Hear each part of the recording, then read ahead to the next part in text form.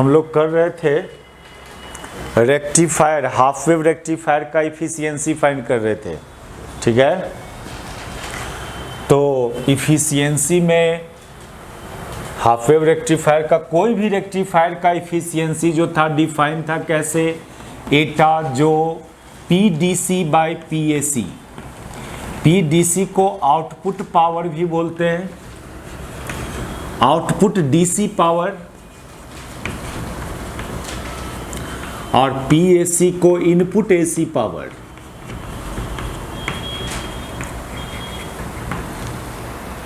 और PDC के लिए IDC फाइंड करना होगा, DC output current into RL, and PAC के लिए IRMS फाइंड करना होगा इनटू RL प्लस RD। ये RD डायोड का रेसिस्टेंस है। देखो यहाँ PDC में RL फाइंड कर रहे, सिंपली RL से मल्टीप्लाई किए DC करंट को, क्योंकि ये जो रेक्टिफायर था हाफ वेव रेक्टिफायर, इसमें आउटपुट एनर्जी इस रेसिस्टेंस के क्रॉस लिया जाता है ना, आउटपुट एनर्जी ये ना कंज्यूम करेगा, इसलिए इसी का रेसिस्टेंस खाली यूज हुआ। लेकिन इनपुट तो यहाँ ना डाला आप, ये ना इनपुट हुआ, रेक्टिफायर सर ट्रांसफार्मर तो यहाँ पर कनेक्ट हुआ था, तो ट्रांसफार्मर आपके सर्किट को एनर्जी यहाँ पर दिया, तो इस दो टर्मिनल के रिस्पेक्ट में टोटल रेसिस्टेंस क्या होगा, टोटल रेसिस्टेंस में डायोड का प्लस लोड रेसिस्टेंस दोनों आ जाएगा। तो इनपुट में आपका दोनों रेसिस्टेंस, दोनों का रेसिस्टेंस का सम यूज करेंगे, लेकिन आउटपुट वाले में आउटपुट ओनली इस लोड रेसिस्टेंस के क्रॉस लिया जाता है, इसलिए ओनली RL, ठीक है। ये डिफरेंसेज है। और चले थे IDC निकालने हम लोग हाफ वेव रेक्टिफायर का, तो ये integral of IDT from 0 to T by T, और इसका वैल्यू आया था कितना, I नॉट बाई पाई, ठीक है।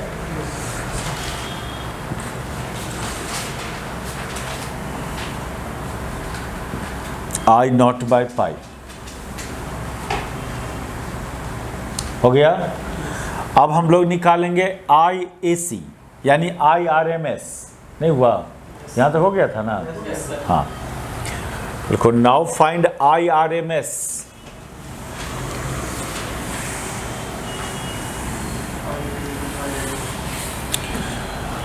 IRMS जो होगा, root mean square current define होता है कैसे, करंट के स्क्वायर का एवरेज का रूट, इसलिए IRMS स्क्वायर जो हो जाएगा ये I स्क्वायर का एवरेज, और इसका वैल्यू हो जाएगा integral of I square DT from 0 to T by T।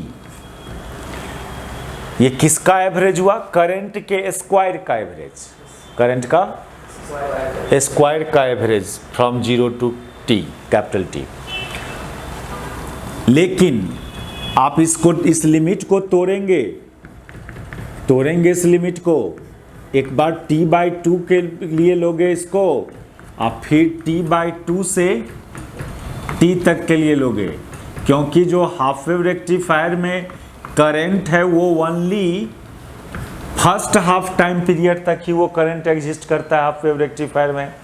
ये था ना उसका आउटपुट हाफ वेव रेक्टिफायर का, ऐसा आउटपुट था ना, तो only first half time period तक में करंट है, नेक्स्ट हाफ टाइम पीरियड में करंट नहीं है, तो ये टर्म क्या हो जाएगा, ये टर्म 0 हो जाएगा, क्योंकि उस इंटरवल में करंट क्या है, 0 है, और ओनली इस इंटरवल में करंट है, इस इंटरवल में। और इस करंट का एक्सप्रेशन क्या, इस करंट का expression I naught sine omega t, तो ये हो जाएगा I naught square sine square omega t d t 0 to T by 2, sorry 0 to, और नीचे कितना T, नीचे T बाई 2 नहीं, नीचे T।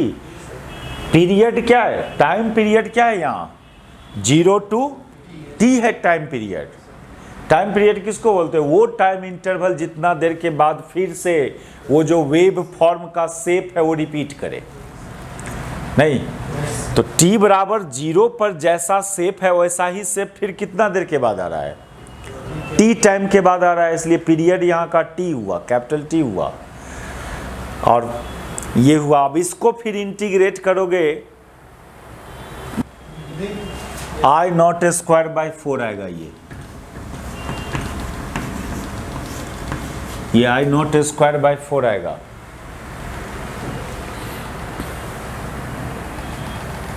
कैपिटल T बाई 2 मतलब पाई बाई ओमेगा।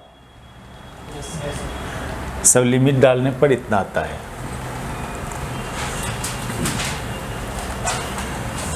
तो दोनों करंट निकल गया। अब चलें पावर फाइंड करने।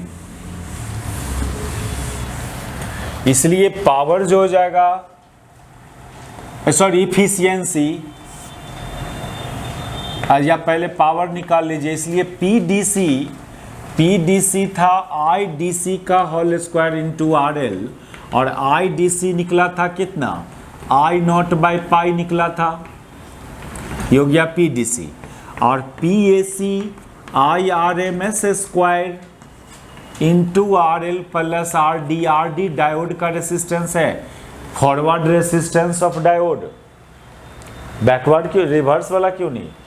करंट तो ओनली फॉरवर्डेड वाइस में ना करंट आता है, इसलिए फॉरवर्ड रेसिस्टेंस ऑफ डायोड।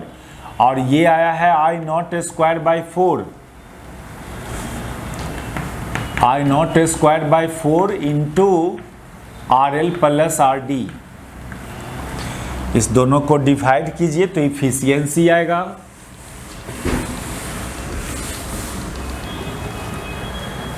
इसलिए इफिशियंसी बराबर जो पीडीसी बाई पीएसी, इतना में इतना से डिवाइड करेंगे तो ये 4 ऊपर चला जाएगा, पाई स्क्वायर नीचे आ जाएगा, ऊपर आर एल नीचे are L plus R D. ठीक है। अच्छा, जनरली हम लोग परसेंटेज इफिशियंसी की बात करते हैं। ठीक है, ये तो सिंपली इफिशियंसी निकला। कभी कभी हम लोग डिफाइन करते हैं परसेंटेज इफिशियंसी।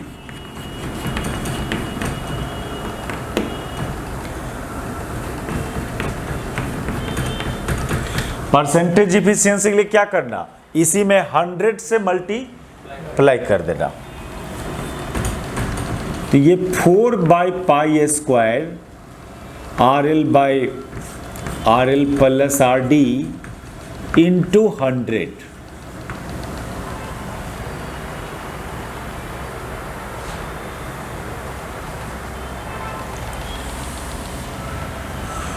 और इतना को सॉल्व करोगे, ये 4 बाई पाई स्क्वायर इंटू 100 को सॉल्व करोगे तो ये 40.6 आएगा। कितना?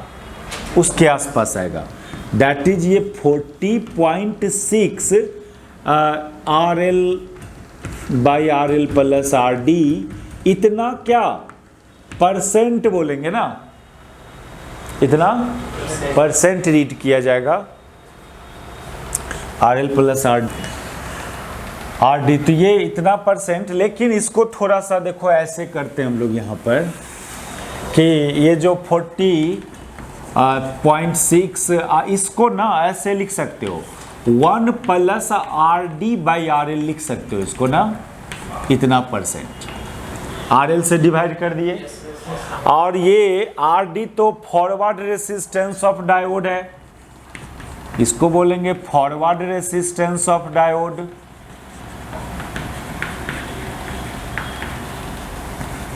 ये तो निग्लिजिबल होता है ना, क्या बोले थे? फॉरवर्ड बायसिंग में डायोड का रेसिस्टेंस निग्लिजिबल टेंड्स टू 0। उसमें भी आरएल से डिवाइड कर दे रहे हो आप तो और छोटा हो जाएगा। लगभग इसको लोग नेग्लेक्ट कर देता है। यानी only 40% efficiency of half wave rectifier को शॉर्टली HWR से डिनोट करेंगे। ये 40.6%। ठीक है, देखो कितना कम आया इफिशियंसी। ये इसका क्या मतलब है, 100 joule energy per unit time दिए थे आप रेक्टिफायर को, और रेक्टिफायर आपको 40 joule per unit time supply किया आउटपुट में, नहीं, दैट इज इफिशियंसी 50% नहीं रहा, बहुत कम हो गया। इसलिए हाफ वेव रेक्टिफायर इतना सुटेबल नहीं होता है रेक्टिफिकेशन के लिए, एसी को डीसी में कन्वर्ट करने के लिए। दूसरा करें हम लोग फुल वेव रेक्टिफायर, सेकंड में लिखिए फुल वेव रेक्टिफायर।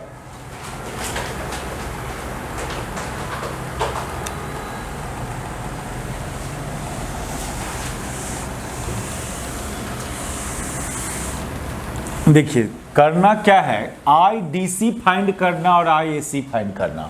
कोई भी रेक्टिफायर का आप फाइंड कर रहे हो तो इफिशियंसी तो फुल वेव रेक्टिफायर का टॉपिक लिख लिया ना, efficiency of full wave rectifier.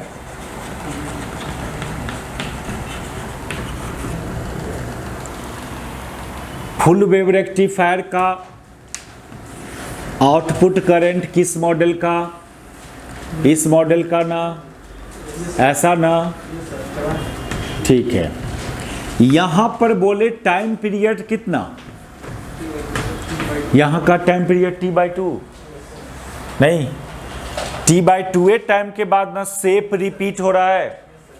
यहां पर फुल वेव रेक्टिफायर का टाइम पीरियड T/2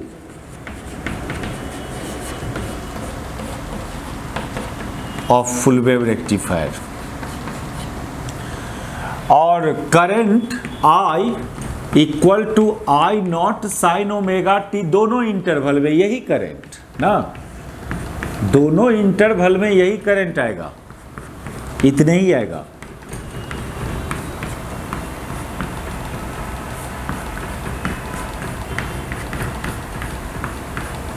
इस इंटरवल में भी उतना ही करंट, इस इंटरवल में भी उतना ही करंट। तो यहां पर जब IDC फाइंड करेंगे, IDC, तो IDC का तो सिंपली करंट को इंटीग्रेट कर देना है 0 से लेके कहां तक, T/2 तक, और T/2 से डिवाइड कर देना है, समझे। और इसको I की जगह ये सब्स्टिट्यूट करना, I0 sine omega T dt 0 to T/2 divided by T/2। तो इसको फिर सॉल्व करोगे ना, ये 2I0/π आएगा, कितना, टू डू सब करके थोड़ा देखना घर पर उतारो। और जब IAC फाइंड करेंगे,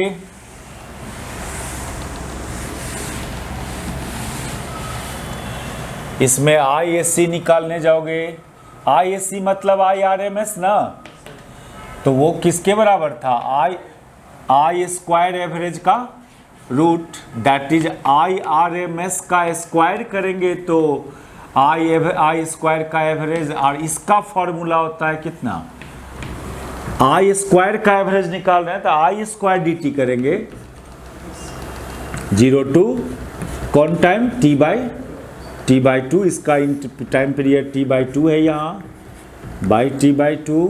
ये एवरेज निकालने का, देखो जिसका एवरेज का निकालना है उसके इंस्टेंटेनियस वैल्यू को इंटीग्रेट करना और टाइम इंटरवल से डिवाइड करना। ये एवरेज का, ये वेलोसिटियों में अप्लाई होता है, एक्सेशनों में अप्लाई होता है। आपको एवरेज वेलोसिटी निकालना है तो इंस्टेंटेनियस वेलोसिटी को इंटीग्रेट करो, जिस टाइम से जिस टाइम तक, वो टाइम इंटरवल से फिर डिवाइड करो। ये जनरल फार्मूला है किसी भी चीज़ का एवरेज निकालने का।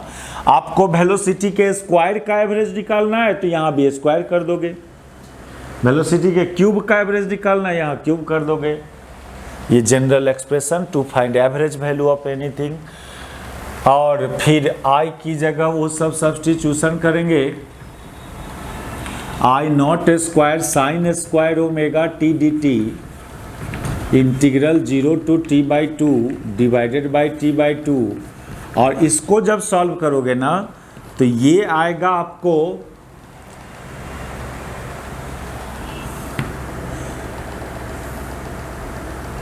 ये I0 स्क्वायर बाई 2 आएगा, कितना, आई नॉट स्क्वायर बाय 2। देखो ये भी दुगुना आया, वो हाफ वेव रेक्टिफायर वाला एसी का ये भी डबल है, उसमें ये चीज क्या आया था, आई नॉट बाय 4 आया था, तो डबल करेंगे तो इतना फिर आ जाएगा ना।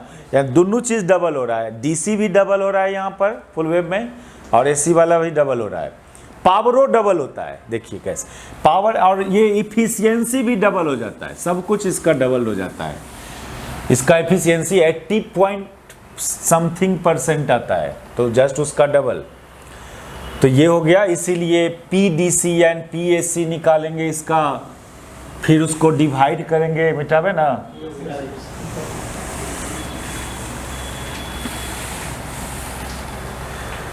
दस PDC, यहाँ का PDC जो IDC square by into RL, यहाँ का IDC आया कितना 2I नॉट बाई पाई का स्क्वायर इंटू RL।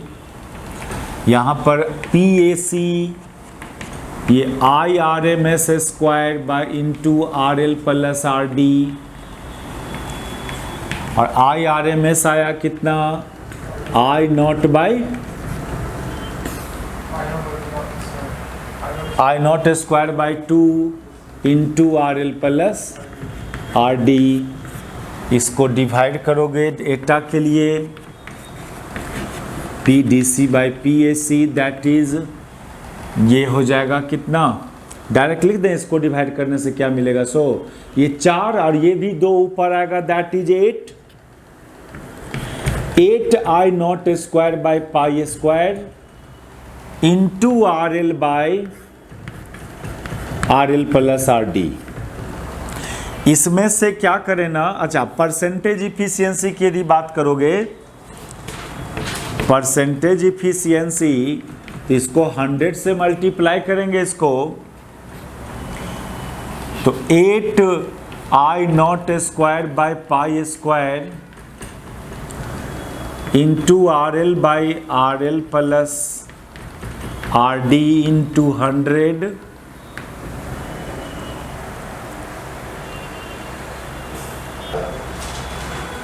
इसलिए इसको फिर थोड़ा सा और सॉल्व करोगे तो ऐसे लिख दो, 4 इंटू, इसमें से 2 को बाहर कर लो, 2 को बाहर कर लो, और ये हो जाएगा 4 I naught square by pi square into RL by RL plus RD into 100। और ये देखिए ये क्या है, ये हाफ वेव रेक्टिफायर का परसेंटेज इफिशियंसी था ना इतना, जो आया था 40.6%। इसलिए यहाँ का एटा कितना हो गया, इसलिए यहाँ का एटा in percentage, efficiency in percentage हो जाएगा कितना 2 इंटू 40.6%, दैट इज 81 पॉइंट के आसपास आएगा 2 हाँ परसेंटेज। ये हुआ फुल वेव रेक्टिफायर का efficiency.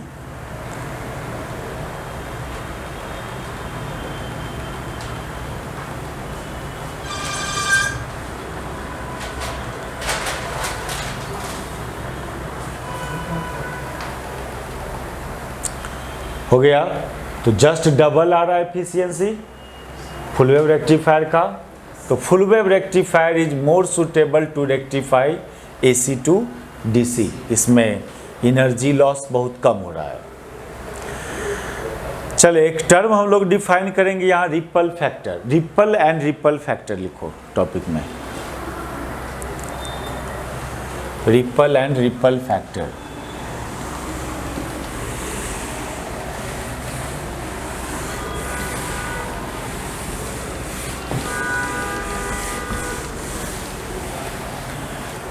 Ripple and ripple factor.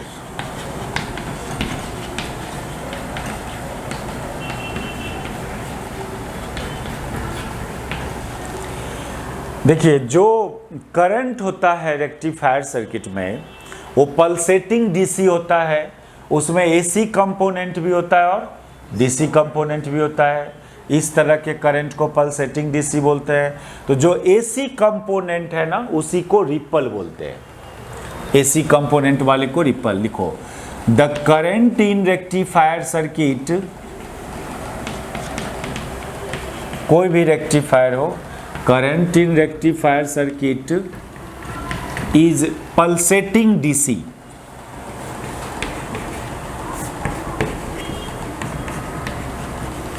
is pulsating DC, that is it has both AC component and DC component. The AC component is called ripple. AC component is called ripple.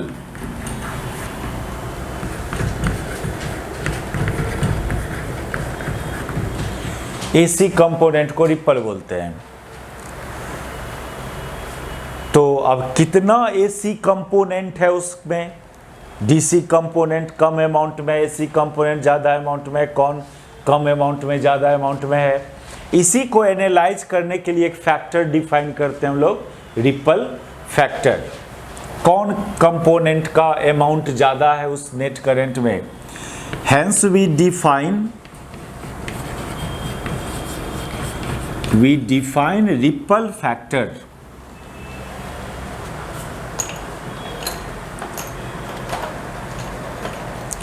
We defined ripple factor. इसको बस एक symbol gamma से denote करना, और ये define है IAC by IDC, IAC by IDC। यहाँ RMS value नहीं है, सिंपली AC कंपोनेंट है ये, और ये IDC। ये RMS मत समझना, हम लोग जनरली जब भी AC करंट बोलते हैं तो समझते हैं RMS वैल्यू की बात हो रहा होगा। देखो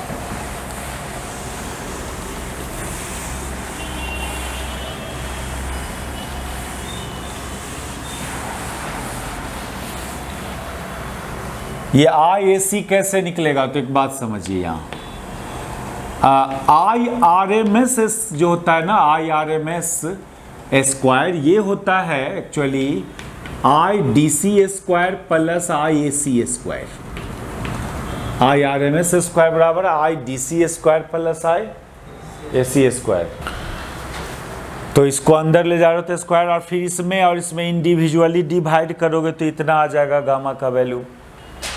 ये थोड़ा समझे, IRMS square equal to IAC। अब ये कहाँ से लिख दिया ये चीज़, ये थोड़ा अभी नहीं पता चलेगा, या ये भी है जब हम लोग सेमेस्टर 2 में AC करंट पढ़े थे तो वहाँ पर एक्चुअली वेक्टर सम होता है नेट करंट के लिए। क्या वेक्टर सम होता है, करंट भी का भी जो एडिशन, AC करंट का जो एडिशन होता है ना, वो वेक्टर लॉ को फॉलो करता है।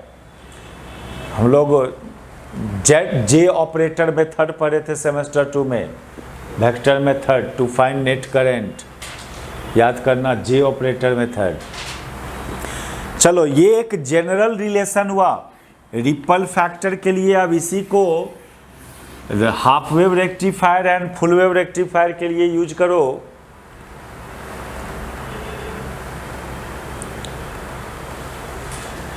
तो फॉर हाफ वेव रेक्टिफायर ये जो हो जाएगा, हाफ वेव रेक्टिफायर में IRMS स्क्वायर का वैल्यू कितना आया था, I0 स्क्वायर बाई 4 आया था, और IDC स्क्वायर का वैल्यू कितना, I0 square by pi square आया था। इसको सब्स्टिट्यूट करोगे तो गामा बराबर हो जाएगा root I0 square cancel, pi square by 4 -1। ठीक है, ये लगभग आपको आता है 1.21 के आसपास आता है ये वैल्यू, 1 से ग्रेटर आएगा। देख लो ना, पाई का वैल्यू 3.14, उसका स्क्वायर करेंगे तो 9, क्या फिर 4 से डिवाइड करेंगे तो 2 में 1 घटाएंगे तो 1 से थोड़ा ज़्यादा, लगभग की बात करें। यानी इसका मतलब ये देखो, ये रेशियो 1 से ज़्यादा आना, यही रेशियो ना 1 से ज़्यादा हुआ, यानी IAC IDC से ग्रेटर है। अरे ये 1.21 आना मीन्स क्या आना, IAC बाई IDC का वैल्यू 1.21 आना, यानी IAC is equal to 1.21 into IDC, यानी यहाँ AC कंपोनेंट लार्ज अमाउंट में है DC के रिस्पेक्ट में, ठीक है, यानी रिपल ज़्यादा है।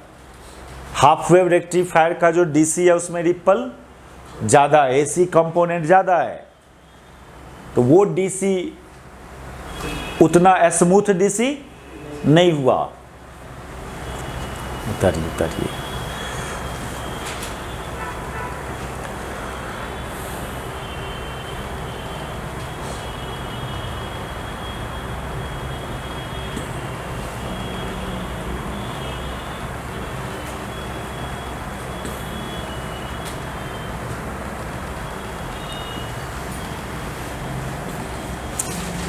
ठीक है। और फुल वेव रेक्टिफायर का रिपल फैक्टर निकालोगे,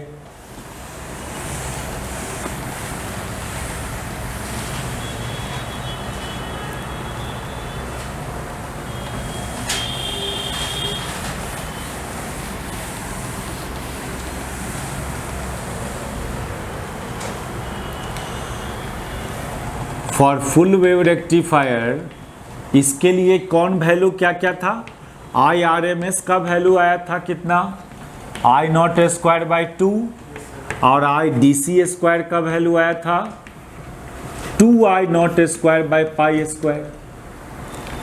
तो इसका जो गामा हो जाएगा रूट इतना बाई इतना करना है ना, तो ये पाई स्क्वायर बाई कितना 2 -1 ये हो जाएगा। नहीं, गलती तो नहीं ना हो रहा है, इतना बाई इतना का होल स्क्वायर है ना,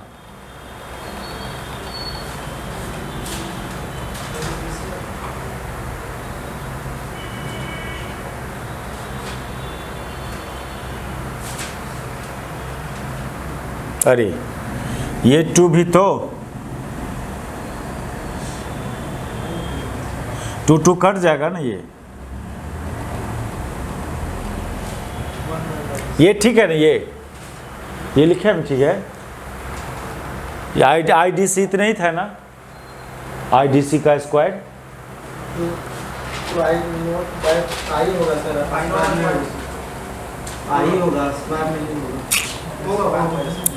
स्क्वायर करेंगे यहाँ 4 होगा ये, अब ठीक है। अरे IDC आया था 2I0 बाई पाई, तो उसका स्क्वायर करेंगे तो ठीक है ना, यहाँ पर 4 से डिवाइड होगा, तो क्लियरली ये 1 से कम आएगा ना, 9 में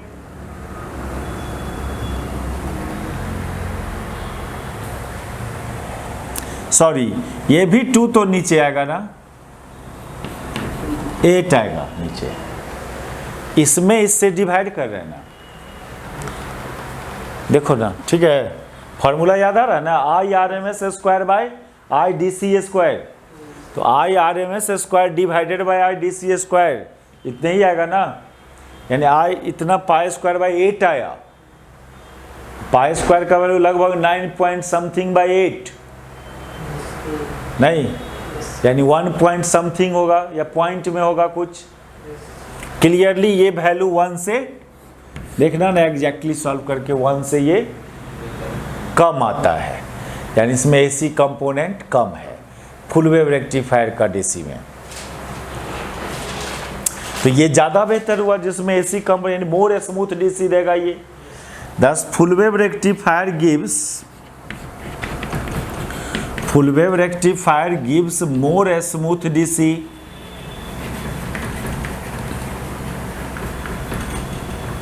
more smooth DC.